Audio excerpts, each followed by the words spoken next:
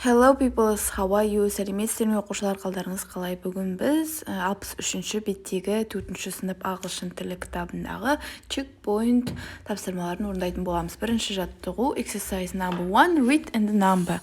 Оқы және нөмерін қой. Бірінші сөзді оқиық ендеше оқушылар. Бірінші сөз бізде tram, яғни трамвай, бізде и суретінде көрсетілген. Екінші plane, ұшақ D суретінде. Үшінші hot air balloon, әуе шары B суретінде. Төртінші underground, метро F суретінде. Scooter C суретінде көрсетілген. The next exercise number 2, read and complete. Қара, оқы және толықтыр. Яғни оқушылар суретке қарап қандай мамандық иесі екенін жазуымыз қажет. Мысалы, 0-ден nurse деген, яғни медбике деп жазған. Бірінші, мистер Нұрбаев is an architect, яғни архитектор, яғни сәулетші, суретте көрсетілген. Екінші, мистер Оспанов is a photographer, яғни фотограф. Үшінші, миссис Умарова is a news reporter. Төртінші, мистер Абуов is a dentist. Dentist деген, яғни тіс дәрігері. Келесі, мистер Иванова is a mechanic, яғни механик.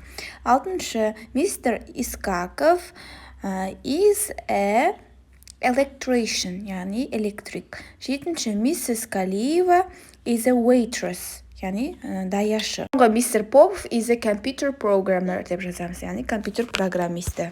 Exercise 3, read and choose. Оқы және таңда, яғни дұрыс сөзді таңдап қоямыз.